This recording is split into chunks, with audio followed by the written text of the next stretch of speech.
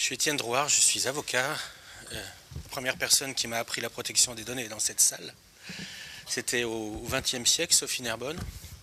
Et puis depuis, je suis allé voir quelles antichambres on pouvait trouver dans une activité privée pour avoir la même passion sur la protection des données.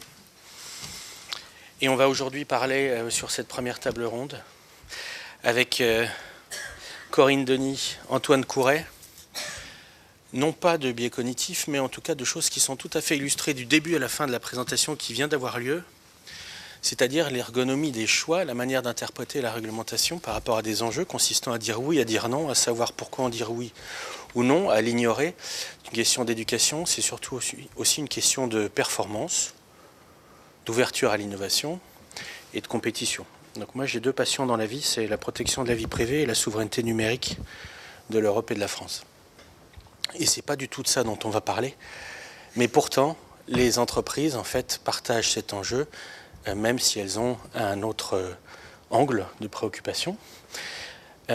Corinne, est-ce que tu veux bien s'il te plaît te présenter, puis Antoine ensuite, et on va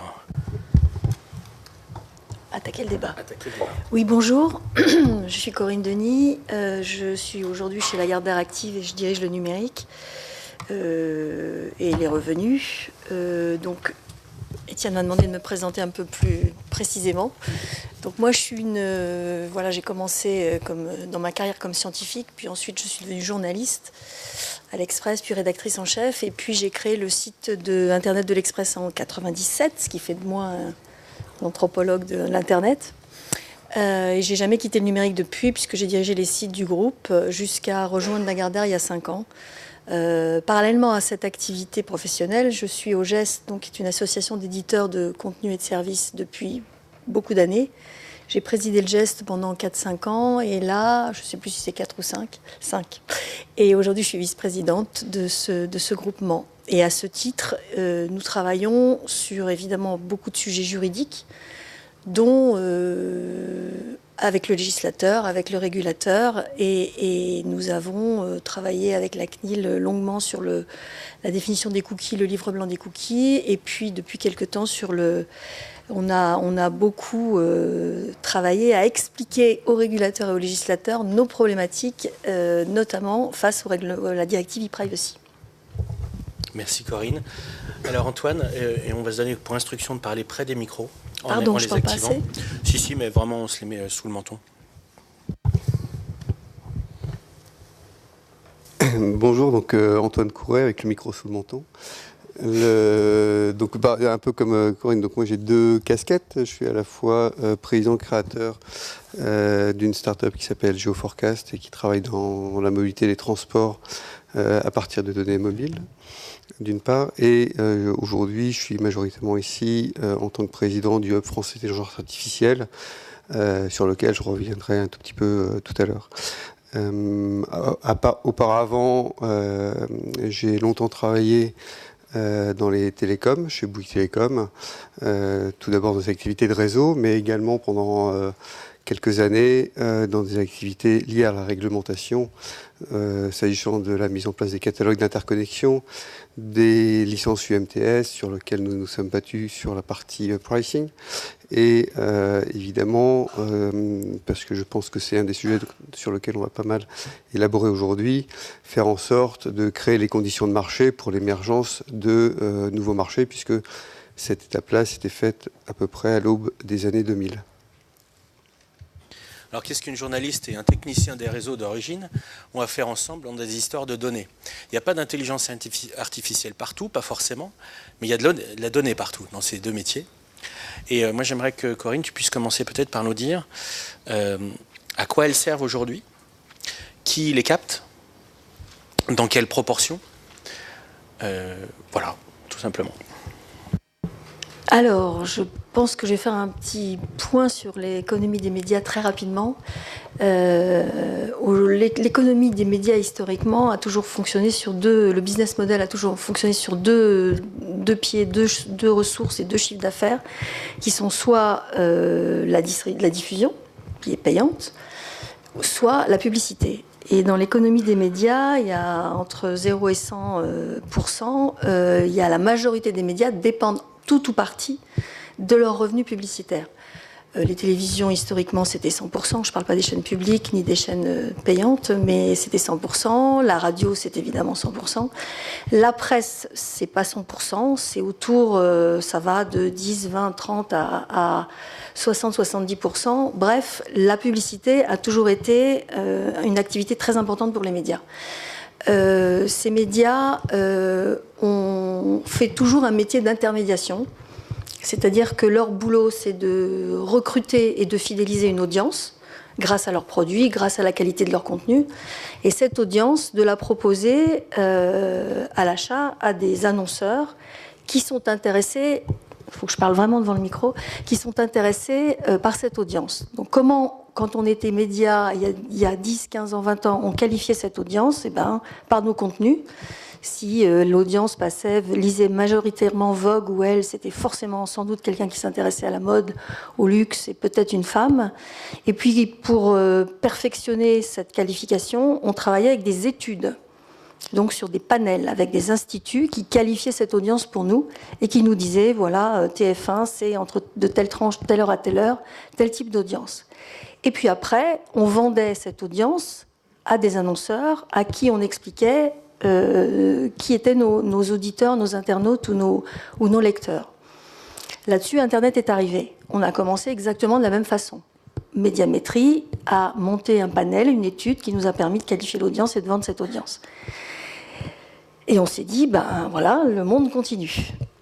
Jusqu'à ce qu'arrive, je fais un petit raccourci dans l'histoire, Google d'abord avec la recherche, et Facebook et d'autres réseaux sociaux dont le modèle économique est aussi basé essentiellement sur la publicité. Et ces acteurs, qui ne sont pas des médias, d'ailleurs qui ne veulent pas se revendiquer comme médias, sont rentrés sur le marché en concurrence avec les médias. Ils sont rentrés assez rapidement, je dois dire. Aujourd'hui, pour vous donner juste un petit aperçu, le média numérique est le premier média en investissement publicitaire. Il est passé devant tous les autres médias, affichage, cinéma, radio, télé, presse, en 2015. Il croît très rapidement. Il avait une croissance de 6, 7, 10%, 12% l'année dernière. Cette année, entre 2017 et 2018, c'est 17%. Et malheureusement pour les médias, qui se sont quand même investis très très tôt dans leur diversification numérique, la part du gâteau, c'est-à-dire les 2/3 de cette manne publicitaire, sont aujourd'hui préemptés par Google et Facebook. Et je ne parle pas d'Amazon qui arrive aussi sur ce marché.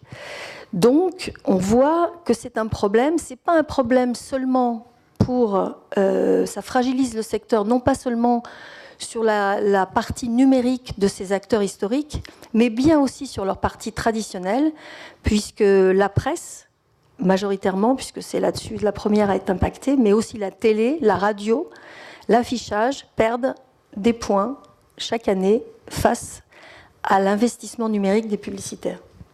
D'accord. Donc 2 euros sur 3 vont dans une paire de poches par rapport au reste du marché. Ça, c'est sur l'Internet fixe. Et sur l'Internet mobile, c'est 9 euros sur 10. Absolument. 94% de la manne publicitaire qui alimente l'investissement sur la publicité digitale est captée par 2 acteurs. Et les autres ont le reste pour vivre. C'est bien ça. Alors, quel est le rôle de la data dans tout ça et pourquoi la data a remplacé nos panels et nos études. Alors, ce n'est pas nous qui l'avons décidé. Ce sont ces acteurs qui sont arrivés avec un modèle de vente publicitaire très différent des médias traditionnels qui s'appelle le programmatique. Donc, l'intermédiation classique commerciale d'antan des médias a été remplacée par ces acteurs, par une intermédiation technologique avec des outils technologiques qui permettent à un instant T à un acheteur d'acheter un inventaire en temps réel et sans aucune interaction humaine dans la chaîne. Cette invention, qui s'appelle le programmatique, représente l'essentiel des revenus publicitaires, le mode d'achat de 100% des revenus publicitaires de Facebook et Google. En France, ça représente 49% du marché. Aux États-Unis, c'est 80%. Évidemment, les médias, pour continuer quand même à se battre sur ce marché, ont été obligés de rentrer sur ce marché du programmatique. Ce n'était pas leur culture, ce n'est pas leur savoir-faire, mais ils ont été obligés de rentrer pour se battre à armes égales avec leurs concurrents qui maintenant ne sont plus uniquement d'autres médias, mais bien ces géants de l'Internet. Donc pour rentrer sur cette chaîne du programmatique, qu'est-ce qu'on fait? On s'associe avec des acteurs technologiques, on s'associe avec des acteurs de la data, parce que le programmatique, l'essence du programmatique, ce qui permet non plus comme avant les études, mais de cibler nos internautes, c'est ce qu'on appelle le cookie, et c'est ce que le régulateur a décidé que ce petit code qui est dans votre navigateur et dans votre session quand vous allez sur un site, ce cookie fait partie de la grande famille des données personnelles. Donc, évidemment, ce marché publicitaire qui déjà est, comme on le voit, est en train d'être un marché très fragilisé pour les médias, est dépendant de ce cookie. Et c'est ce cookie qui fait la force de nos amis et néanmoins concurrents, les GAFA, qui nous pose problème parce que c'est ce cookie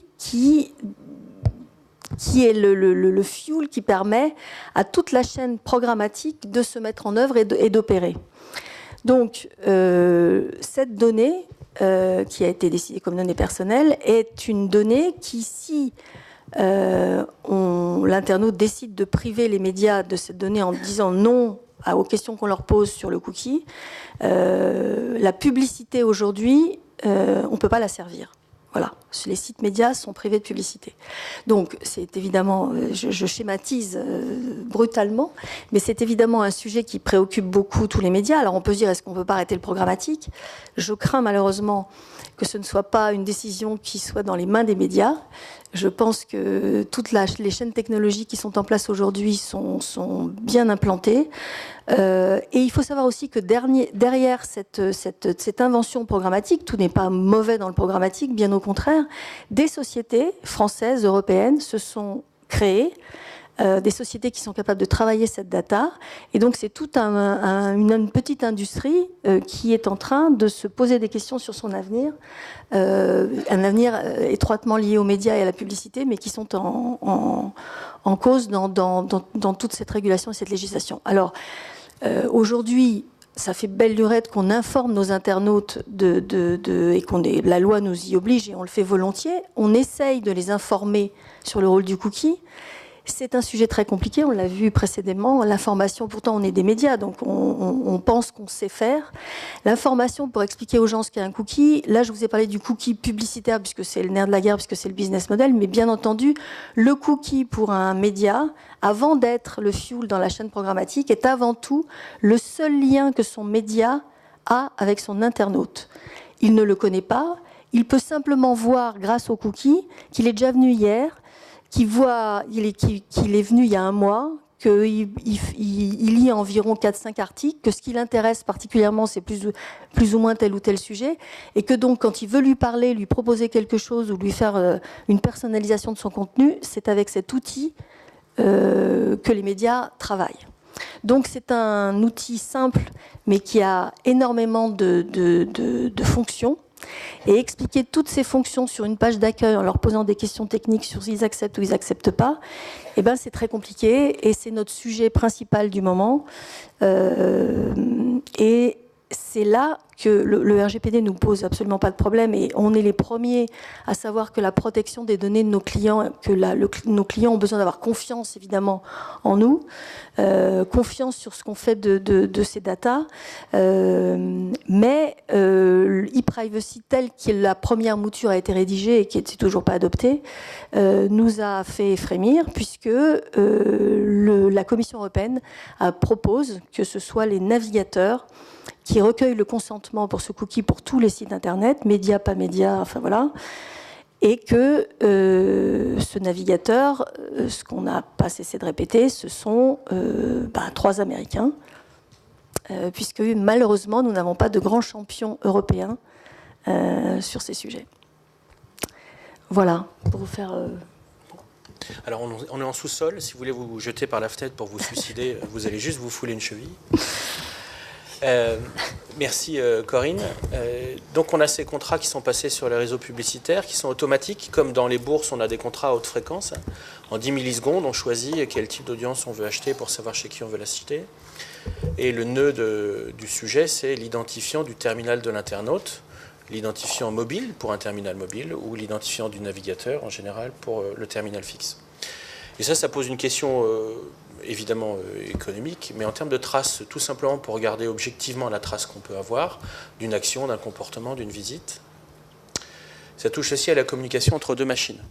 Deux machines qui discutent entre elles, elles s'identifient pour pouvoir acheminer entre elles une conversation de serveur à serveur, de machine à machine. Et ce sujet de la communication machine to machine, il est aussi traité dans le projet de règlement e-privacy. Donc si je caricature, dans le RGPD, on a des principes, des obligations, des pouvoirs de régulateur, des niveaux de sanctions. Et puis dans la directive e-privacy actuellement en vigueur, on a des précisions sur la nature des droits des personnes en fonction d'un certain nombre d'activités. L'identifiant du terminal, c'est le cookie, ou l'identifiant d'une machine en général, et c'est la communication machine to machine. Et dans cette directive e-privacy qu'il s'agit de modifier, il y a un enjeu de calendrier. Et puis il y a un enjeu peut-être d'intelligence artificielle. Et là, je voudrais poser la question à Antoine Couret, des traces de comportement de gens en masse qu'on puisse traiter de manière agrégée, de manière calculée, pour en tirer une compréhension, une signification, une valeur. Ça permet qu'est-ce que ça représente quand on parle d'intelligence artificielle ?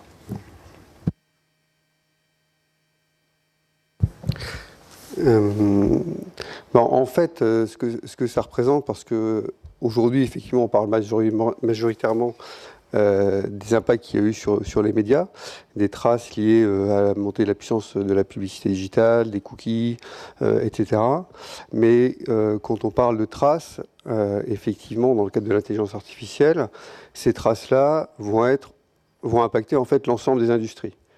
C'est-à-dire que la vague qu'on a connue aujourd'hui dans le monde des médias, c'est une vaguelette et faut se préparer plutôt à la révolution liée à l'utilisation de l'intelligence artificielle basée sur l'ensemble des traces, donc l'ensemble des données qui sont captées dans le monde.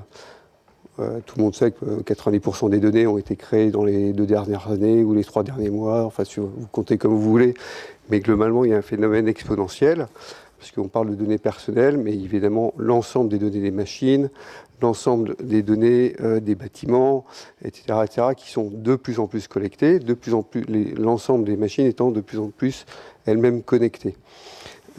Pourquoi ça va être une révolution à la fois des données globales d'une part et de l'intelligence artificielle d'autre part, c'est que si d'un point de vue un petit peu plus, si on prend juste un tout petit pas de recul, d'un point de vue un petit peu plus macro, si vous prenez l'étude de Price de PwC d'il y a à peu près 1 an et demi sur l'impact de l'intelligence artificielle, elle est chiffrée à 15,7 trilliards de dollars. Donc 15,7 trilliards de dollars, sauf si vous êtes macroéconomiste, a priori ça ne vous parle pas. Et 15,7 trilliards de dollars, en gros, c'est un continent. Les États-Unis, c'est à peu près 20 trilliards, l'Europe, pareil, et la Chine est en train de monter entre 17 et 18 trilliards de dollars. Donc impact d'ici 2030. Donc 2030, c'est pas demain, mais on peut considérer que c'est après-demain.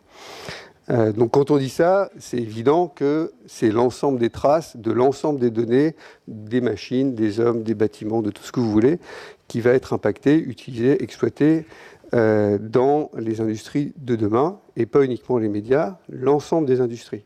Donc c'est pour ça que je parle de vaguelette sur les médias, parce que en fait cette vaguelette qu'on a connue, qui a été connue sur les médias, va arriver sur l'ensemble des industries. La question c'est, qu'est-ce qu'on veut en faire ? Parce que 15 trilliards, un continent, ça peut forcément dire recomposition complète des emplois. Et là-dessus, très clairement, comme je vous l'ai dit, je suis entrepreneur, donc fondamentalement optimiste, parce que sinon c'est mort. Par ailleurs, je ne vous l'ai pas dit, mais j'ai 5 enfants, donc je suis encore plus optimiste. Parce que je crois aussi à l'avenir de mes enfants.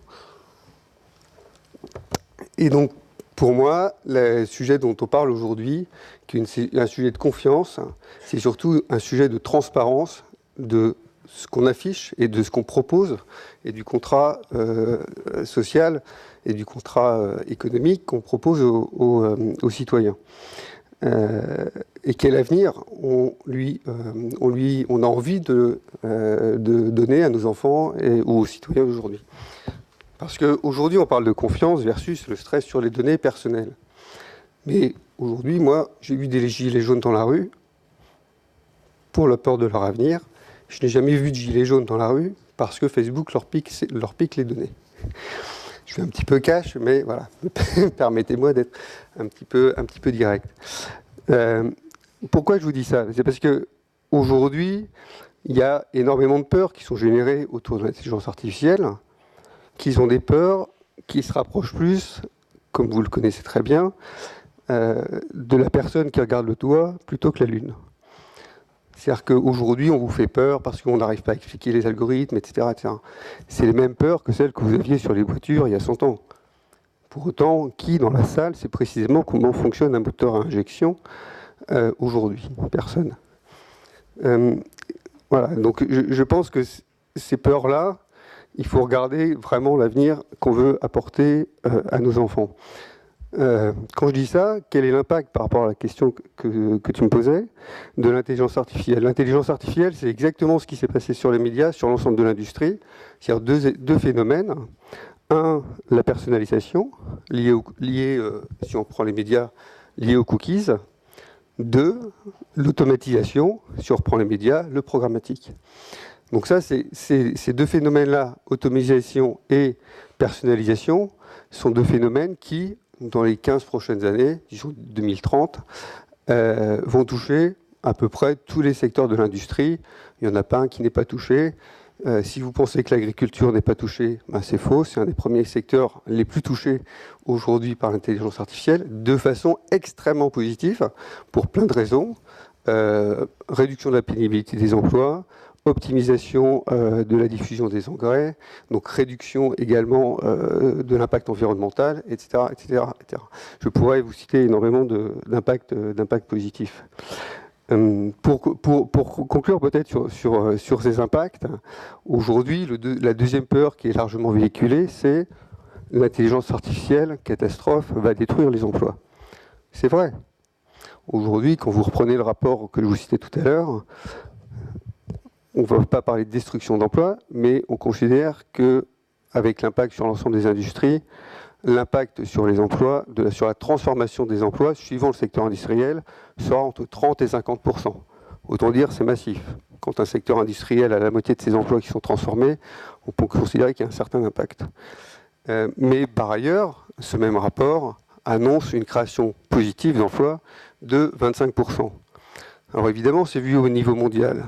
Donc la question va être, ces 25%, a-t-on envie qu'ils soient en Europe ou ailleurs? Merci. Pour qu'ils soient quelque part, quelle est la masse? Et est-ce qu'il y a un rapport de masse dans l'intelligence artificielle?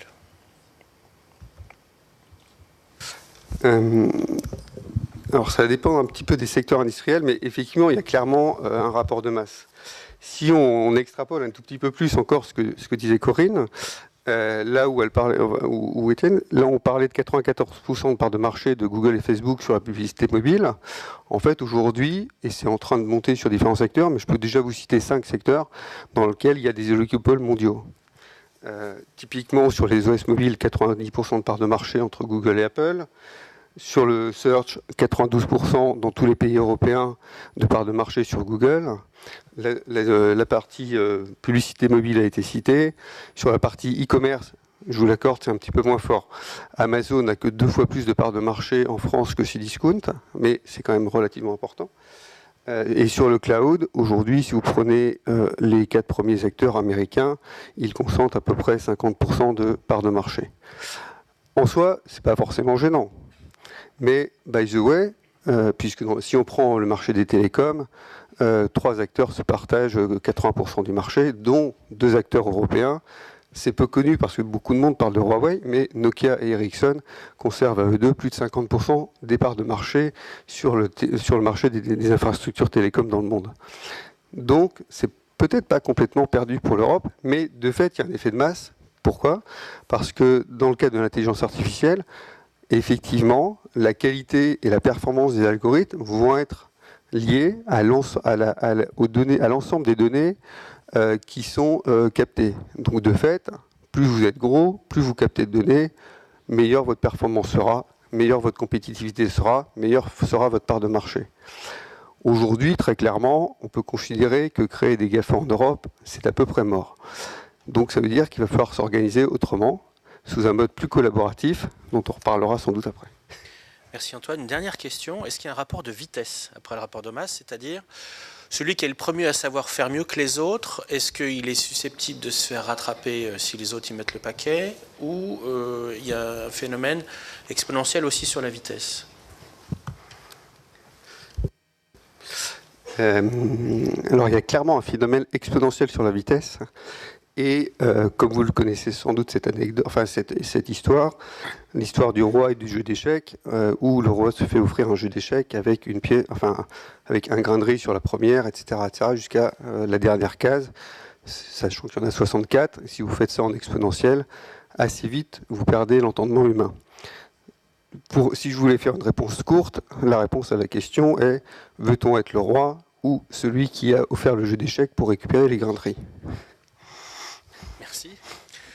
Vous posez la question de ce rapport de vitesse, et maintenant j'aimerais qu'on puisse ouvrir des questions très concrètes, microscopiques en fait, après avoir atteint les sommets de l'inquiétude. Dans le paysage réglementaire, le règlement e-privacy, il est mis sur la table en janvier 2017. On s'empresse de ne pas le faire avancer avant l'installation d'une prochaine commission européenne, reprise des discussions constructives peut-être en octobre 2019. Ça veut dire une entrée en vigueur, si on laisse 6 à 18 mois aux entreprises pour s'y conformer et en tout cas attendre une entrée en vigueur effective, 2021, pour être approximatif.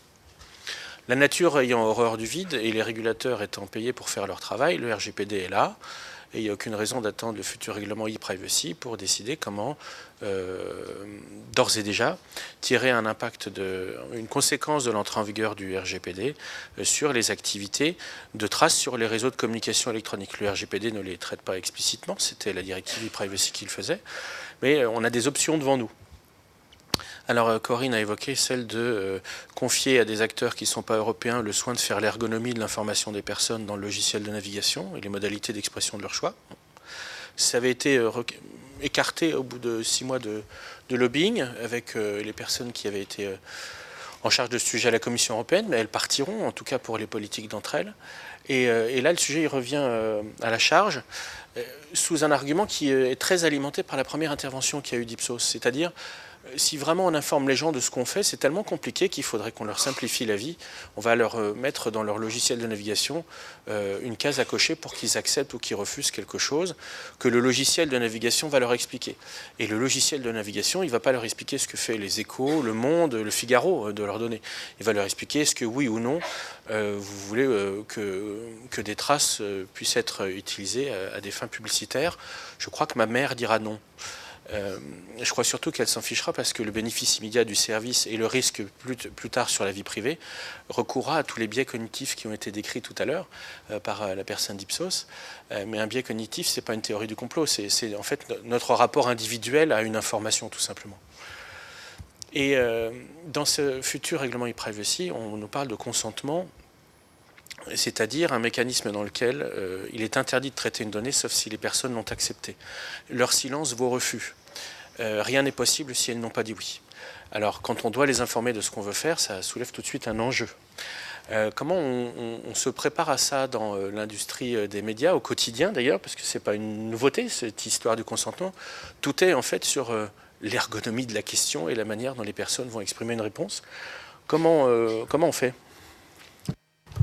Alors, comme j'ai fait un tableau très peut-être déprimant des médias, je voulais juste quand même dire que parallèlement à ça, et ça se constate, les médias ne restent pas les bras croisés, qu'il y a des initiatives qui sont prises et que face à ces nouveaux acteurs, je peux citer au moins 2 initiatives qui sont prises. Une première initiative qui est que la plupart des médias, plus d'autres acteurs d'ailleurs, dont les SFR et Orange se sont réunis pour créer une plateforme concurrente de Facebook et Google, basé sur à peu près le même système qui s'appelle Gravity, et puis que des acteurs médias se réunissent aussi pour essayer de travailler ensemble sur un login commun. Alors je ne vais pas rentrer dans l'explication de ça, mais tout ça est une possible réponse à ce qui nous arrive dans ce marché qui devient hyper concurrentiel et un peu inquiétant pour les médias. Donc on travaille, et on travaille aussi à comment on explique à nos internautes à quoi ils consentent, à quoi ils refusent, sur un écran de smartphone grand comme ça. Comment peut-on rédiger ça simplement? Et surtout, une question qui est encore plus complexe, c'est comment ce consentement peut être transmis à tous les acteurs de la chaîne programmatique de façon fiable, que l'éditeur qui est responsable du fait de la loi, et c'est assez normal, soit sûr que cette responsabilité tout au long de la chaîne, qu'il n'y ait pas de faute et qu'il ne puisse pas être réprimandé par le régulateur, et taxé d'ailleurs, et puni par le régulateur. Et donc toute cette problématique de chaîne, de travail de chaîne, on travaille notamment au sein de l'IAB, qui est un organisme international qui regroupe tous les acteurs de la chaîne publicitaire, Europe, à essayer difficilement, avec beaucoup de contraintes, de poser des questions qui soient claires pour l'internaute, qui ne soient pas 45 questions, qui soient rédigées le plus simplement possible, que toute la chaîne derrière, tous les acteurs de cette chaîne programmatique, il faut savoir que sur la chaîne programmatique, entre un annonceur et un éditeur qui publie l'annonce, il peut y avoir 10, 15, 20 acteurs de la chaîne programmatique. Donc que toute cette chaîne respecte bien le souhait de l'internaute au départ, ce sont des travaux longs et difficiles et qui sont d'autant plus compliqués que nous sommes quand même dans une incertitude juridique chronique depuis quelques années, qui est que e-privacy est toujours en négociation. Alors, on travaille beaucoup avec la CNIL sur tous ces sujets, mais c'est très compliqué. On comprend bien que si e-privacy n'aboutit pas, puisqu'il y a aussi des hypothèses qui font que peut-être e-privacy sera abandonné, ça va être aux régulateurs dans chacun des pays de donner les consignes et les règles de ce qu'on doit faire en tant qu'éditeur. Et tout ça est un travail de fourmi très complexe, qui met d'ailleurs, qui nous met une épée de Damoclès. Il faut savoir que les éditeurs, qui ne sont pas des entreprises technologiques à la base, ont mis beaucoup d'argent pour entrer sur cette chaîne programmatique. Ça coûte de l'argent. Ça nous coûte de l'argent d'ailleurs tout simplement parce que quand en gré à gré avec son téléphone, un annonceur mettait 100 € pour passer son annonce, l'éditeur recevait à peu près 80 €. Aujourd'hui, avec le programmatique, quand il met 100 €, l'éditeur reçoit 25. Parce que tous les gens qui sont sur la scène, le long de la chaîne, évidemment, prennent un peu d'argent pour le travail qu'ils font, qui est un vrai travail effectué, c'est pas un faux travail. Et donc, évidemment, il y a aussi une perte de valeur. Donc, il faut qu'on arrive à remonter cette chaîne de valeur. C'est pour ça qu'on a créé des plateformes aussi, et que des éditeurs se sont associés pour dépenser de l'argent et mettre de l'argent sur des technologies. Individuellement, ils ne sont pas tellement capables de le faire, mais ensemble, on espère s'y arriver. Et tout ça, quand même, dans un environnement juridique qui est très inquiétant et qui fait que c'est très compliqué de développer une industrie, une activité dans des conditions comme ça, en se disant, on met de l'argent, est-ce qu'il ne va pas falloir tout recommencer demain? Voilà, pour simplifier. Je ne sais pas si j'ai répondu à ta question. Tu as répondu à ma question, Antoine. S'il faut demander l'accord des gens avant de pouvoir commencer à traiter une donnée, comment on fait de l'intelligence artificielle?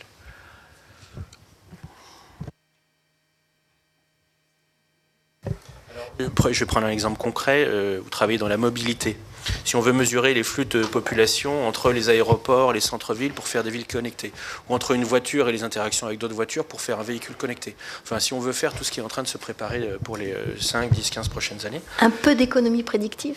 Voilà, enfin en tout cas, il paraît qu'on met de l'argent dans ces domaines, en plus de l'environnement, et que c'est ça qui est le facteur à 2/3 de la croissance économique. S'il faut demander l'accord des gens avant de pouvoir faire des statistiques de tout ça, de l'algorithmie et de la recherche de productivité, comment on fait de l'intelligence artificielle? On appelle Google en fait. Et pourquoi est-ce que Google aurait un consentement que les autres n'arrivent pas à avoir? En fait, c'est pas complètement une plaisanterie malheureusement. Aujourd'hui, très clairement, enfin, si on prend l'exemple de la mobilité, aujourd'hui, comme je le disais tout à l'heure, sur les OS mobiles, 90% des parts de marché, voire un peu plus, sont captées par Google et Apple. Donc vous avez le choix d'appeler soit Google, soit Apple en fait. Bon, c'est pas mal, ça fait 2 numéros. C'est mondial, hein, donc c'est une sorte de concurrence, mais qui pourrait être remise en question. Voilà, on ne reviendra pas sur le sujet Alstom-Siemens. Quand je dis ça, aujourd'hui, typiquement, au Canada, par exemple, il y a une première expérimentation qui est montée de fait par Google. Enfin, c'est pas une expérimentation, d'ailleurs, il y a un contrat d'extension d'un quartier complet à Toronto qui a été remporté par Google via sa filiale Sidewalk Labs, basé de fait sur l'ensemble des données captées via l'operating system Android, et qui leur permet à la fois de modéliser l'aménagement du quartier, mais évidemment également modéliser la mobilité et les transports, ainsi que l'ensemble des utilities qui sont développés dans le quartier. Donc c'est-à-dire qu'en fait, sur un contrat, aujourd'hui, dans une industrie qui est une industrie soit de construction, soit d'utilities, soit de transport, est remporté par un acteur qui est fondamentalement numérique. Donc la question qui se pose, c'est ces données-là, dans les contrats et dans la façon dont on aura capacité à récolter ces données-là, qui aujourd'hui est pris en termes de consentement dès que vous activez votre smartphone Apple ou Android, puisque sinon ça ne marche pas, et que si vous ne donnez pas le consentement, de toute façon il ne marche pas. Aujourd'hui, c'est un consentement qui est inaccessible à n'importe lequel des autres acteurs. Merci. Le 21 janvier 2019, Google a été condamné à 50 millions d'euros par la CNIL parce que le consentement demandé à l'inscription à ses services n'était pas suffisamment précis, spécifique, distinct ni valable. Il n'y a pas un acteur économique qui a acheté moins de données à Google au motif que ce consentement était illicite. Et je voudrais ouvrir le dernier angle des questions qu'on peut aborder devant vous sous l'angle suivant. Moi, il m'a semblé comprendre que le RGPD permettait de plusieurs manières de traiter des données, qu'aucune d'entre elles n'était meilleure que l'autre. Il y a 6 bases légales. Quand on est dans une activité économique, il en reste 3. Le contrat, l'intérêt légitime sous réserve de protéger les données des personnes. Ou alors quand vraiment on ne sait pas comment justifier une activité poursuivant un intérêt légitime, on peut demander le consentement des gens. Et pour qu'il soit valide ce consentement, il ne faut pas que les conditions de son exigence deviennent une impasse. Alors qu'est-ce qu'on pourrait faire lorsqu'il y a des enjeux économiques autour de la data, pour faire comprendre que ce n'est pas qu'une histoire de données personnelles et qu'on devrait pouvoir réussir à combiner des enjeux concurrents, en fait, et même convergents, celui de la compétition, de l'innovation et puis de la protection de la vie privée. Est-ce que vous avez le sentiment que on régule avec plusieurs cerveaux, que c'est en silo, que l'interprétation est complète des solutions ouvertes par la réglementation en vigueur? Il ne s'agit pas de la changer, hein, elle ne bougera pas avant au moins les 10 prochaines années. Quel est votre espoir sur cette sécurité juridique que vous recherchez? Question pas simple. Je peux juste témoigner de ce que je suis assez novice dans le lobbying, hein, puisque c'est pas mon métier. Donc voilà. Donc je suis allée à la Commission européenne il y a 1 an et demi pour voir les rédacteurs du texte de la directive, et j'étais assez étonnée, assez inquiète du fait que les gens qui écrivent sont des gens qui connaissent certainement tout ce qui concerne la protection de la vie privée, qui sont juristes, mais qui ne connaissent absolument rien sur des pans entiers de l'activité qu'ils sont en train de réguler, notamment l'intérêt légitime des sociétés qui vont être mises en cause ou qui vont devoir appliquer leur réglementation, qui d'ailleurs se sont montrés très intéressés, je dois dire, par les explications, qui ont pris beaucoup de notes, qui ont d'ailleurs annulé la réunion d'après pour essayer de comprendre encore un peu plus. Et c'est très paniquant. Et au Parlement européen, quand on voit qu'il y a ceux qui s'occupent de la vie privée et que ceux qui s'occupent du business, j'avais compris que dans la négociation RGPD, il y avait eu de longues négociations où on avait pris le temps de se dire que l'intérêt légitime des entreprises devait quand même être prise dans une balance assez équitable entre vie privée et intérêt légitime. Et quand on va discuter avec des gens, on a soit quelqu'un qui est d'un côté de la barrière, qui s'occupe du business, qui vous comprend très très bien, qui ne comprend pas d'ailleurs très bien les histoires de vie privée et de protection des données. Et puis de l'autre côté, vous avez des gens qui sont des juristes, qui s'occupent que de la protection des données, et qui sont, alors eux, très très fermes quand on leur dit « mais si je ne peux pas récupérer les cookies et donc je ne peux pas mettre de la publicité, je n'ai plus d'argent pour financer les médias ». D'abord, il m'explique, mais pourquoi le cookie vous empêche de mettre de la publicité? Donc, on explique pourquoi le cookie empêche de mettre de la publicité. Donc, si vous ne pouvez plus mettre de publicité, changez de modèle. Bon. Oui. Ou de continent. Ou de continent, ou demander aux gens qui font la techno de changer le modèle d'affichage des publicités. Alors là, on leur dit, ce sont des Américains qui ont des systèmes, parce que un des logiciels le plus répandu au monde pour gérer cette publicité programmatique, évidemment, c'est Google qui le monétise. Il a tout l'ensemble de la chaîne. Donc je leur ai dit, c'est quand même un peu peine perdue. Je ne pense pas qu'on va y arriver. Nous, médias français, même médias européens, je pense qu'on n'a pas le poids pour ça. Et du coup, on est dans une conversation où on passe un temps fou à expliquer ce qu'on fait, et on a l'impression que les gens qui font du business et les gens qui régulent la vie privée ne se parlent jamais. Sans doute qu'ils se parlent en trilogue tout à la fin, quand il s'agit de voter. Et c'est quand même très flippant. Enfin, c'est une expérience personnelle, je vous le dis. Je me suis dit, mon Dieu, voilà. Antoine, pour faire de l'intelligence artificielle, avant de trouver, je suppose qu'il faut chercher. Il me semble que ça se passe dans cet ordre-là quand on innove. Et sur le plan réglementaire, il faut savoir ce qu'on cherche avant même de le savoir soi-même. On a besoin de quoi? De jouer au bac à sable pendant un temps, d'agréger, de pseudonymiser l'information, de récupérer ces masses de données, et puis ensuite de voir où va la valeur. Et après, on pourra expliquer aux régulateurs comment on met en place des mesures de protection. Comment on fait pour devoir dire ce qu'on va faire quand on est en train de le chercher? En fait, on change d'algorithme. Quand je dis ça, comme j'ai le droit de parler d'intelligence artificielle, je peux parler d'algorithme. Aujourd'hui, si j'élabore un tout petit peu plus sur ce que disait Corinne, on a clairement besoin de changer d'algorithme de régulation mondiale. Aujourd'hui, quand les outils, effectivement, dans les médias sont pilotés au niveau des États-Unis, donc on peut faire à peu près la réglementation qu'on veut en Europe. De toute façon, on aura un effet, on parlera beaucoup, on écrira beaucoup, mais on n'aura pas beaucoup d'effets. Donc si on veut avoir un effet, effectivement, il faut changer la façon dont on réfléchit sur l'ensemble des choses. Donc pour prendre la perche que tu me lances, évidemment, le temps d'apprentissage dans un algorithme ne se fait pas en 3 secondes. Malheureusement, nous ne sommes pas tous des génies qui trouveront la martingale sur un laps de temps extrêmement limité.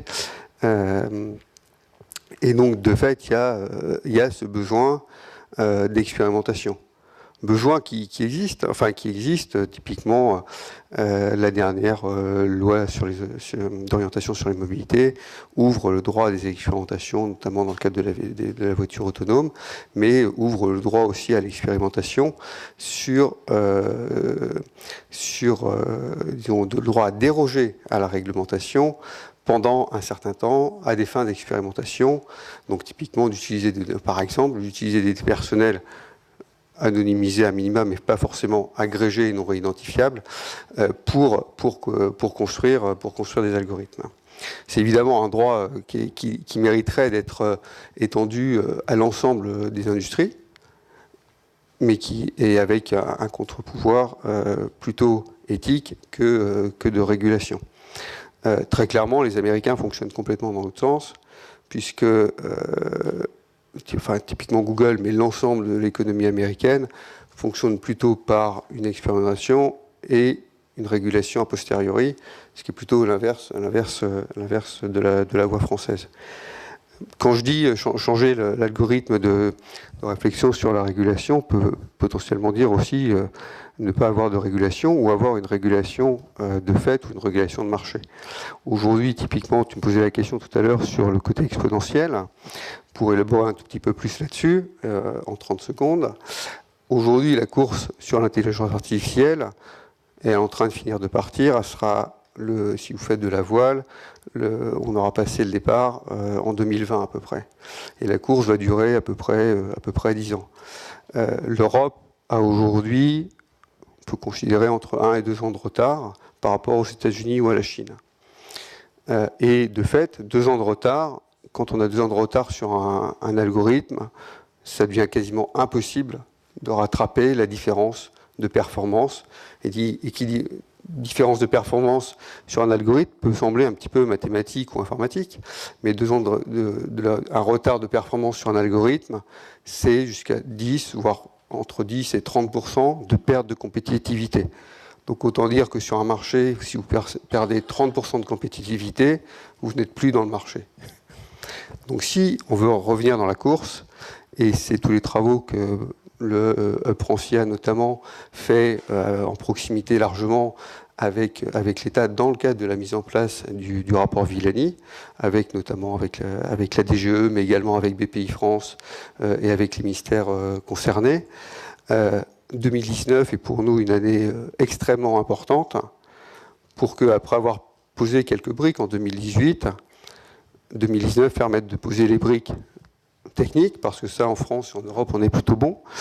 Mais malheureusement, c'est même pas, c'est une condition qui est à peine nécessaire, à peine suffisante, pardon. Mais de poser également, et j'en parlais ce matin avec la DGE, de poser également les conditions économiques, les conditions de marché et les conditions de régulation de fait ou de régulation réelle. Dans ce cadre-là, effectivement, on a démarré un travail également dans lequel les équipes de l'Université de Paris-Dauphine via Éric Brousseau seront sans doute intégrées sur une réflexion pour l'ensemble des marchés, puisque là je parle pas uniquement de la mobilité, il y a la banque, il y a les médias avec les fake news, il y a l'agriculture, il y a l'industrie au sens industriel pur. Il y a la cybersécurité, parce que dans la cybersécurité, l'apprentissage sur les malwares est extrêmement important aussi, etc., etc. Et il y a aujourd'hui, on est en train de réfléchir, mais ce sera un plaisir d'échanger sur ce sujet, parce que je pense que c'est un sujet ouvert et une proposition assez, disons, différenciée, décalée, originale, sur des formats de type entité not for profit sur la partie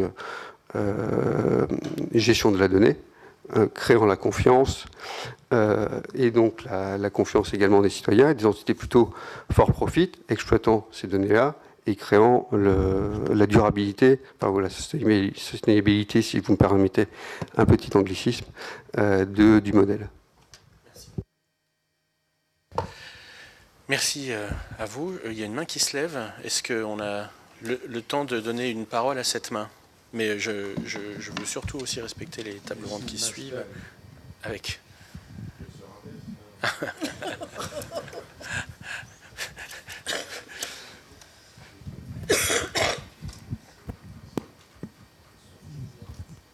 C'est bon, ça fonctionne. À une question, parce Très que bien. on a déjà un grand retard. Oui. Voilà. Présentez-vous. Merci. Donc Karim Moutawakil, je suis consultant en gestion de projet à Toulouse.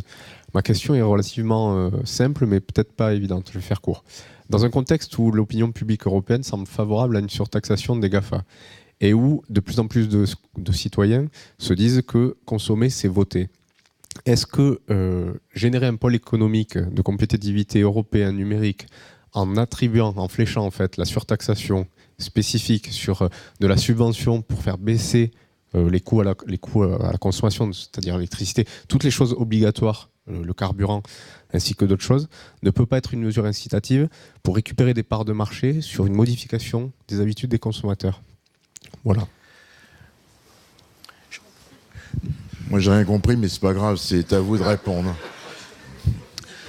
Je vais sortir de ma zone de confort. Merci.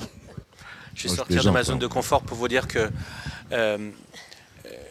dans la mesure où le consommateur, dans tous les environnements qu'on vient d'évoquer, dans la mesure où le consommateur, dans tous les environnements qu'on vient d'évoquer, ne débourse pas un centime, il fournit ses données. Je ne sais pas s'il y a une incitation financière qui puisse créer quelque levier que ce soit. Je crois beaucoup plus à une incitation de multiplier les expertises. Autorité de la concurrence, ARCEP, CSA, 3 organismes qui régulent économiquement leurs secteurs respectifs ou leurs enjeux respectifs. Protection des données personnelles, droit de la personnalité, liberté publique. Mais il faut que ces 4 régulateurs aient une culture économique des sujets dont ils ont toute la légitimité d'être les régulateurs. Non pas pour qu'ils fassent moins ce qu'ils ont à faire, mais pour qu'ils le fassent efficacement. Je terminerai sur les biais cognitifs, parce que j'adore ça. Je crois que j'ai dû rédiger 5000 clauses d'information des personnes, parce que j'arrive pas à réécrire à chaque fois la même chose. Ça dépend du secteur, du contexte, de l'application, de comment on parle aux gens, quel est leur âge, quelle est leur promesse de service. Et le but, c'est évidemment de leur faire dire oui, si on est obligé de leur faire dire oui. Moi, je crois qu'il vaut mieux s'obliger à les protéger plutôt que de leur demander de dire oui à un truc qu'ils n'ont rien compris, alors qu'ils veulent voir un article et qu'ils ne sont pas là pour protéger leur vie privée. Et cette ergonomie-là de la protection, est-ce qu'on démissionne du devoir de réguler en laissant les gens se protéger eux-mêmes et après tout, tant pis pour eux s'ils ne le font pas? Ou est-ce qu'on a un vrai ordre public de protection, qui était la culture française de cette protection-là? Eh bien, c'est 2 manières de protéger la vie privée des gens, c'est-à-dire soit laisser les gens se débrouiller, soit les protéger malgré leur silence, et les protéger vraiment même quand ils n'ont rien à dire. Ça fait une différence en fait. Dans un cas, quand vous leur demandez de vous dire oui, pour qu'ils acceptent que vous les profiliez, vous allez avoir 5% de oui. Et dans l'autre cas, vous ne leur demandez pas, mais vous les profilez en protégeant leurs données, en agrégeant, en anonymisant, en réduisant les durées de conservation. La différence économique est monstrueuse entre les deux. La différence de protection, je ne sais pas quelle est la moins bonne. Mais je pense qu'il faut cette alternative-là. Et pour l'instant, après 9 mois d'application du RGPD, 80% du discours tenu sur le plan réglementaire comporte le mot consentement. Et ce n'est pas du tout ce que dit le RGPD, parce qu'il y a toujours au moins 2 alternatives pour traiter les données dans le RGPD. Sinon, l'Union européenne n'aurait jamais adopté ce texte tel qu'il a été terminé après 4 ans de discussion. Et donc la possibilité d'une alternative, soit demander aux gens ce qu'ils veulent, soit les protéger malgré leur ignorance finalement, c'est pas moins bien ou mieux, c'est 2 manières de faire. Et à mon sens, c'est là que se trouve la compétition. On peut donc faire de l'économie et de la protection de la vie privée, c'est une question d'approche. Savoir si on laisse ma mère se débrouiller ou si on la protège malgré son ignorance.